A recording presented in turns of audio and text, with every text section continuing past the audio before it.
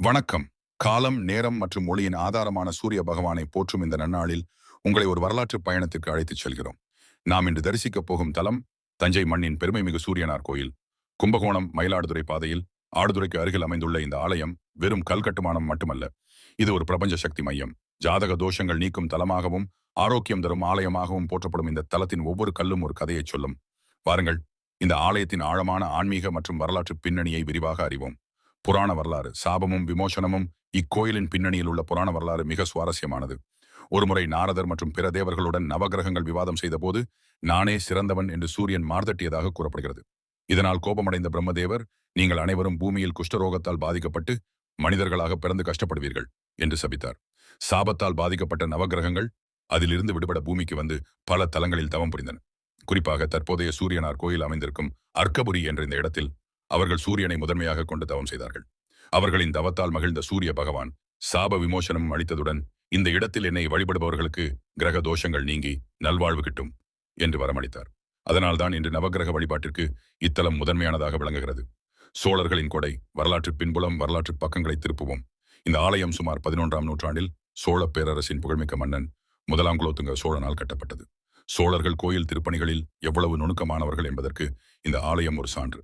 இக்கோயிலின் அமைப்பு திராவிட கலைப்பாணியில் மிக நேர்த்தியாக வடிவமைக்கப்பட்டுள்ளது. மூலவர் சூரிய பகவான் தனது தேவியர்களான உஷா மற்றும் பிரத்யுஷாவுடன் ரதத்தில் அமர்ந்திருப்பது போன்ற கோலத்தில் காட்சி தருகிறார். இக்கோயிலின் கல்வெட்டுகள் சோழர் காலத்து ஆட்சி முறை, தானங்கள் மற்றும் வழிபாட்டு முறைகள் குறித்து மிக விரிவான தகவல்களை நமக்கு வழங்குகின்றன. ஆகம விதிகளும் கட்டிடக்கலை அதிசயமும். பொதுவாக நாம் செல்லும் கோயில்களில் நவகிரகங்கள் ஒரு சிறிய சன்னதியில் இருப்பார்கள். ஆனால் சூரியனார் கோயிலில் 9 கிரகங்களுக்கும் தனித்தனி சன்னதிகள் உள்ளன. இது ஆகம விதிகளின்படி மிகச்சிறந்த வடிவம். இதில் மிக முக்கியமான விஷயம் என்ன தெரியுமா? இந்த 8 கிரகங்களும் சூரியனை நோக்கியே அமைந்திருக்கின்றன. இது ஒரு பேரரசன் தனது மந்திரிகளுடன் ஆலோசனை செய்யும் அரசவையை நினைவுபடுத்துகிறது. சூரியன் ஒளியை கொடுப்பவர். மற்ற கிரகங்கள் அந்த ஒளியை வாங்கி நமக்கு கொடுக்கின்றன என்பதை இந்த ஆலயத்தின் அமைப்பு நமக்கு தத்துவார்த்தமாக உணர்த்துகிறது. கோயில் பிரகாரத்தில் உலா வரும்போது அந்த பழங்கால சிற்பங்களின் நேர்த்தியும் அமைதியும் நம் மனதை வேறொரு உலகிற்கு அழைத்துச் செல்லும். வழிபாட்டு பலன்கள் மற்றும் ஜோதிட ரீதியாக சூரியன் ஆத்மாவின் காரகன். ஜாதகத்தில் சூரியன் வலுவாக இருந்தால் புகழ், ஆரோக்கியம், அதிகாரம் மற்றும் நீண்ட ஆயுள் கிடைக்கும். இதயம் மற்றும் கண் தொடர்பான பிரச்சனைகள் உள்ளவர்கள் இங்கு வந்து பிரார்த்தனை செய்வது நல்ல பலனை தரும். ஞாயிற்றுக்கிழமை இங்கு வந்து கோதுமை தானம் செய்து சூரியனுக்கு சிறப்பு அர்ச்சனை செய்வது வாழ்வில் மிகப்பெரிய மாற்றத்தை உண்டாக்கும். நண்பர்களே, சூரியனார் கோயில் என்பது வெறும் தரிசனத்திற்காக மட்டுமல்ல, நமது வாழ்க்கையின் இருளை நீக்கி ஞான ஒளியை பெறுவதற்காக செல்ல வேண்டிய இடம். சோழர்களின் கலைத்திறனையும் தெய்வத்தின் கருணையையும் ஒரு சேர உணர இந்த தலத்திற்கு ஒரு முறை நேரில் வாருங்கள். ஆலயத்திற்குள் நாம் நடந்து செல்லும் போது வெறும் கற்களை மட்டும் பார்ப்பதில்லை. ஆயிரக்கணக்கான வருடங்களுக்கு முன்பு வாழ்ந்த கலைஞர்களின் உழைப்பையும் நம்பிக்கையையும் நாம் தொட்டு பார்க்கிறோம். இக்கோயிலின் ஒவ்வொரு தூணிலும் செதுக்கப்பட்டுள்ள சிற்பங்களை உற்று கவனியுங்கள். சூரியனின் தேரை இழுக்கும் 7 குதிரைகளின் கம்பீரம், ஒவ்வொரு திசையிலும் செதுக்கப்பட்டுள்ள அந்த நேர்த்தி நம்மை வியக்க வைக்கிறது. ஒரு கல்லில் செதுக்கப்பட்ட சிற்பம் இத்தனை நூற்றாண்டுகள் கடந்தும் அந்த தெய்வீக கலையோடு இன்றும் உயிர் பெற்று நிற்பது சோழர்களின் கட்டிடக்கலைக்கு கிடைத்த வெற்றி.